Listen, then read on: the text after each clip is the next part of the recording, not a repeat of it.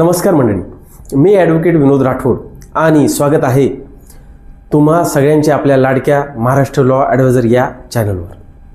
आजचा व्हिडिओ विशेष आहे। त्या प्रत्येक विद्यार्थ्यासाठी जो उच्च शिक्षणात काहीतरी मोठं करू इच्छितो, मग तुमची शाखा लॉ असो किंवा कोणतीही दुसरी।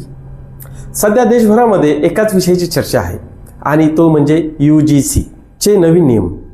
विद्यापीठात अनुदान आयोग UGC प्राध्यापक भरतीपासून ते PhD प्रवेशापर्यंत अनेक मोठे बदल केले आहेत। पण हे नियम आल्यापासून विद्यार्थ्यांमध्ये आणि शिक्षण क्षेत्रात मोठा वाद निर्माण झाला आहे। आज आपण या व्हिडिओमध्ये 4 प्रमुख गोष्टी पाहणार आहोत। असिस्टंट प्रोफेसर भरतीचे नवीन निकष काय आहेत, PhD प्रवेशासाठी आता काय बदल आहे, प्रोफेसर प्रॅक्टिस म्हणजे काय आहे, सर्वात महत्त्वाचे म्हणजे या नियमावर एवढा वाद का होतोय। व्हिडिओ शेवटपर्यंत पहा।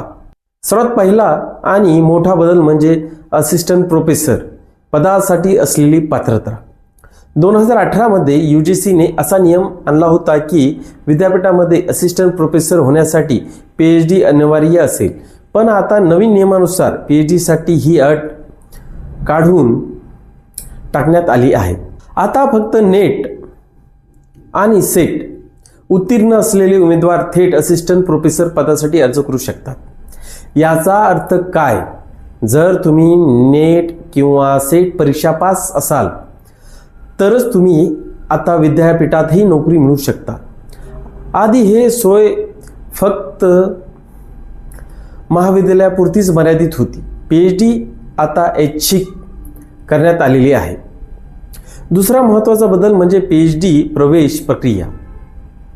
आधी प्रत्येक विद्यापीठामध्ये आपली स्वतःची पेट परीक्षा घ्यायची, पण आता 2024-25 या शैक्षणिक वर्षापासून PhD प्रवेशासाठी UGC नेटचे गुण ग्राह्य धरले जाणार आहेत। आता विद्यार्थ्यांना प्रत्येक विद्यापीठाची वेगळी प्रवेश परीक्षा देण्याची गरज नाही। तसेच ज्या विद्यार्थ्याने 4 वर्षाची पदवी पूर्ण केली आहे आणि ज्यांना 75% पेक्षा जास्त गुण आहेत ते विद्यार्थी आता थेट नेट परीक्षा देऊन PhD साठी पात्र ठरू शकतात। त्यांना विद्यापीठाची पदव्युत्तर पदवीची वाट पाहण्याची गरज नाही।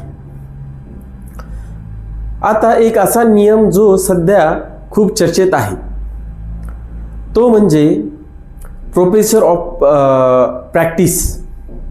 या नियमानुसार ज्या व्यक्तींना त्यांच्या स्वतःच्या क्षेत्रामध्ये उदाहरणार्थ कायदा, उद्योग, पत्रकारिता, कला 15 वर्षाहून अधिक काळ प्रत्यक्ष काम केले आहे, अशा तज्ञांना विद्यापीठामध्ये थेट प्राध्यापक म्हणून नियुक्त केले जाऊ शकते।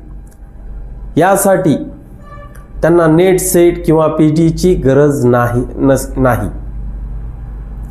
तसेच 2025च्या नवीन मसुद्यानुसार आता विद्यापीठाचे कुलगुरू होण्यासाठी सुद्धा केवळ शैक्षणिक अनुभवच नाही तर प्रशासकीय किंवा उद्योगातील तज्ज्ञ व्यक्ती सुद्धा पात्र असू शकतात, असा प्रस्ताव आहे।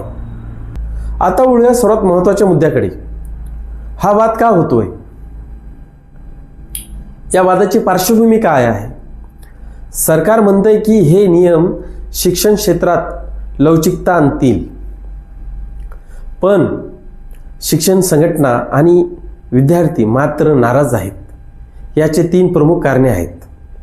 पहिलं कारण, टीकाकारांचे म्हणणे आहे की जर PhD शिवाय प्राध्यापक भरती केली किंवा कुलगुरू पदासाठी शैक्षणिक पात्रता शिथिल केली तर शिक्षणाचा दर्जा घसरू शकतो, संशोधनाचे महत्त्व कमी होईल, अशी भीती व्यक्त केली जात आहे। दुसरं कारण आहे, महाराष्ट्रात सध्या एक मोठा वाद सुरू आहे। असिस्टंट प्रोफेसर भरतीसाठी नेट सेट उत्तीर्ण उमेदवारांना फक्त 4 ते 6 गुण दिले जातात, तर PhD धारकांना थेट 20 गुण दिले जातात। यामुळे नेट सेट पास असलेले गुणवंत मुलांवर अन्याय होतोय, असा आरोप विद्यार्थी करतात। तिसरं कारण आहे, कुलगुरू पदासाठी बिगर शैक्षणिक क्षेत्रातील व्यक्तींना परवानगी दिल्यास तिथे राजकीय नियुक्त्या वाढू शकतात आणि विद्यापीठाची स्वायत्तता धोक्यात येईल अशी भीती व्यक्त केली जात आहे. तर मित्रांनो, हे होते UGCचे नवीन नियम आणि त्यामागचा संपूर्ण घटनाक्रम. थोडक्यात सांगायचे तर सरकारने हे नियम व्यावसायिक अनुभव आणि शिक्षणातील सुलभता वाढवण्यासाठी आणले आहे. मात्र त्याची अंमलबजावणी करताना नेट सेट धारक विद्यार्थ्यांना हिताचेही संरक्षण होणे गरजेचे आहे. तुम्हाला काय वाटते? प्राध्यापक होण्यासाठी PhD अनिवार्य असायला पाहिजे की नाही?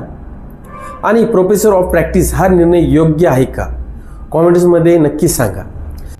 जर तुम्हाला ही माहिती महत्त्वाची वाटत असेल तर व्हिडिओला लाईक करा, तुमच्या विद्यार्थी मित्रांसोबत हा व्हिडिओ शेअर करा आणि आपल्या महाराष्ट्र लॉ चॅनलला सबस्क्राईब करायला विसरू नका. कायद्याच्या आणि शिक्षणाच्या अशाच महत्त्वाच्या अपडेटसाठी पाहत राहा आमचे चॅनल. धन्यवाद. जय हिंद, जय महाराष्ट्र.